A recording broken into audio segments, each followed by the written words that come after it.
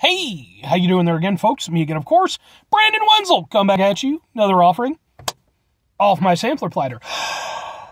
Yes, you folks, I'm Platter videos. Here's the videos I do for the wine hour, where I go over there and try food and drink items. I eat stuff, I drink stuff, and folks, I'm going to talk about stuff. I'm going to let you know all that you need to know about hopefully delicious stuff that the time I'm doing this, folks, we're over here. It's a wonderful Friday morning. It's nice and crisp out.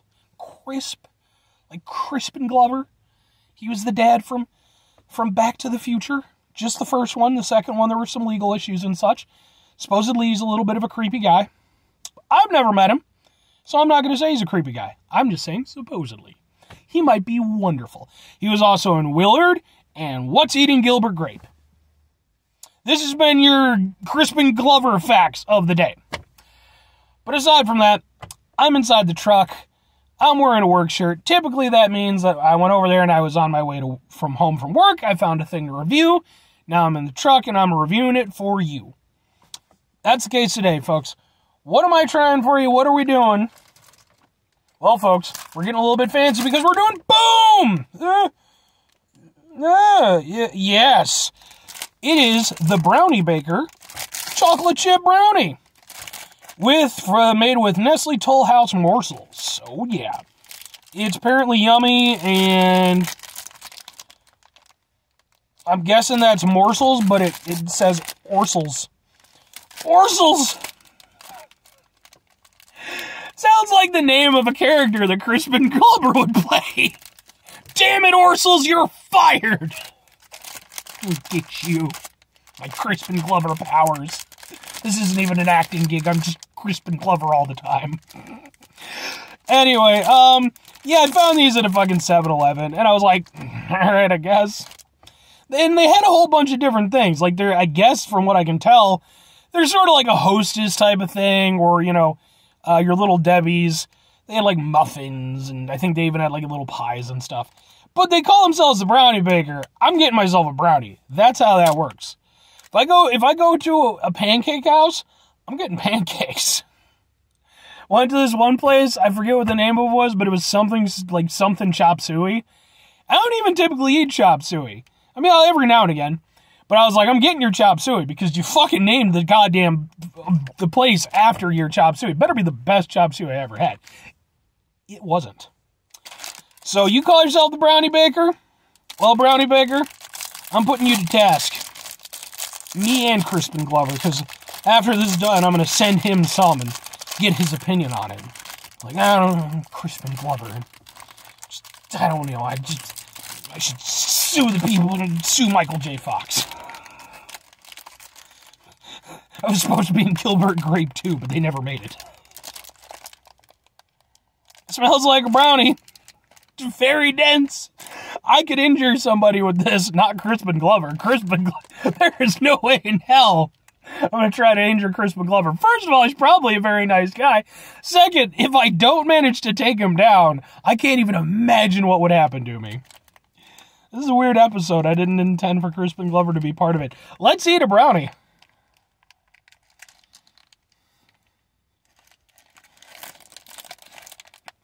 That is a dense-ass brownie.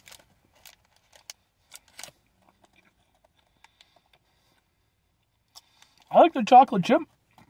They're good.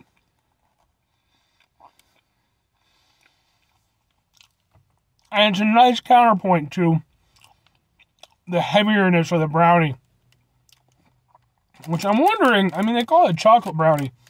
I'm wondering if they use fudge. Does it say? Probably not. Don't be a downy, eat a brownie. I did. Don't tell me what to do.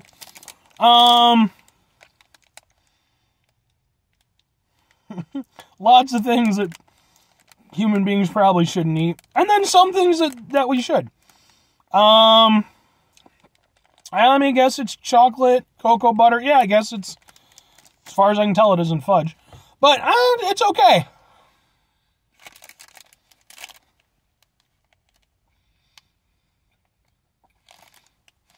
Like, the only thing I can sort of compare it to, because I can't compare it to, like, homemade brownies. Homemade brownies are their own god.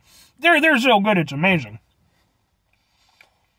I'd have to sort of compare it against like a Cosmic Brownie from Little Debbie. And to be honest with you, the consistency is probably not that off. Obviously, Cosmic Brownie, they have candy pieces. These have chocolate chips. I appreciate that this is more in a standard brownie format compared to the Cosmic Brownie, which looks like you can make a house out of it and it would actually be pretty sturdy. But I do think if I were to do a one-to-one comparison, I think I'd prefer the Cosmic Brownie because for one, I like the little cookie or the little candy pieces, even though they're chocolate on the inside. I appreciate the coating, different texture, and there is like sort of a weird sort of homogeneous taste to it that I'm very familiar with and I'm very fond of. With this, certain aspects of it definitely taste better than a Cosmic Brownie.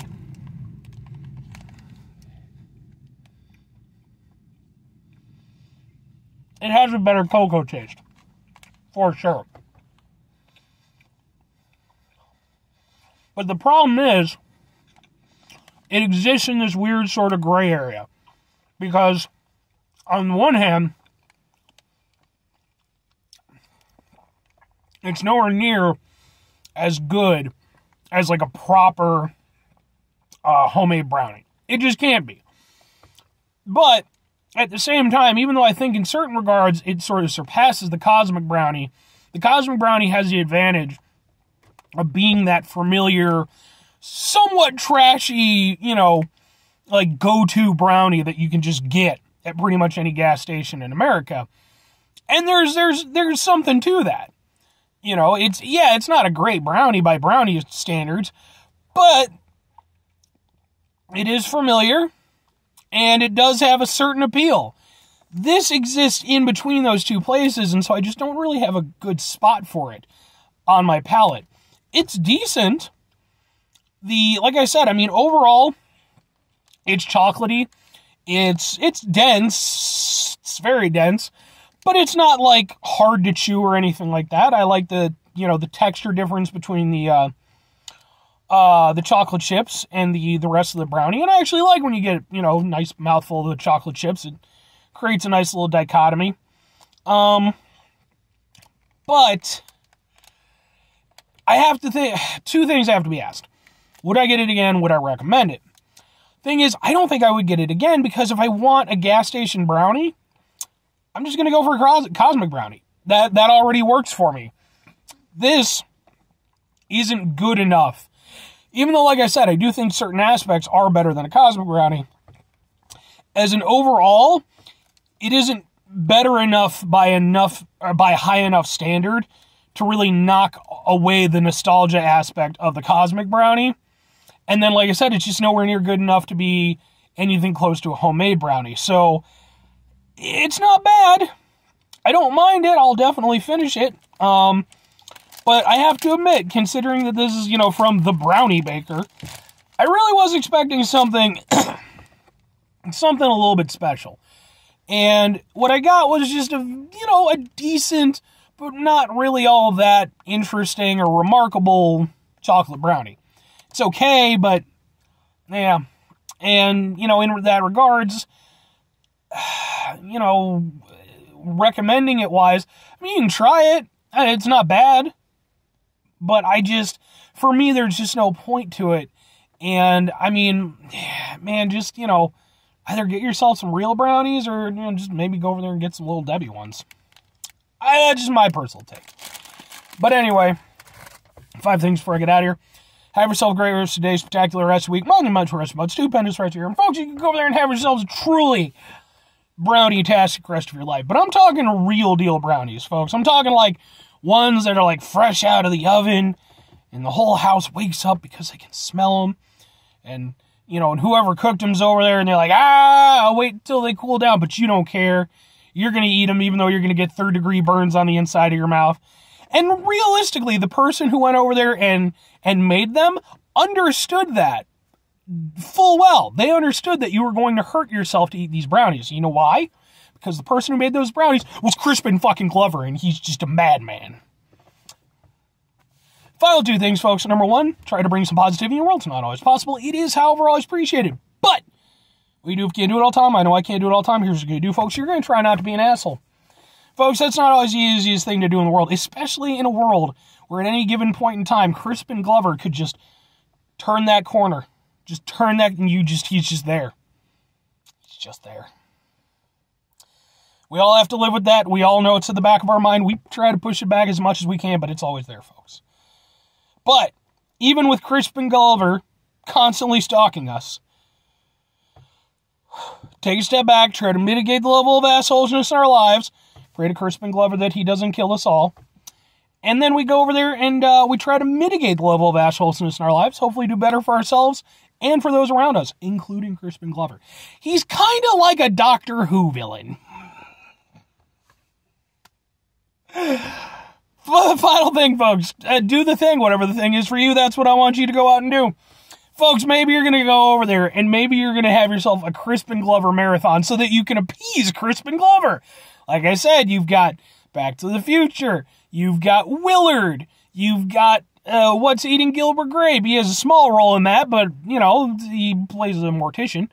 I'm not going to lie, those are the only three movies I can think of off the top of my head with Crispin Glover. But I'm sure he's been in quite a few things. That's what IMDb is for, folks.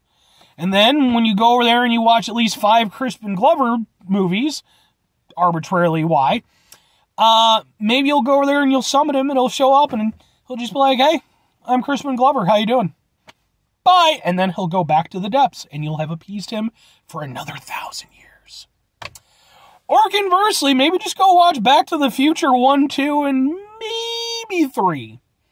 3's okay. Bye.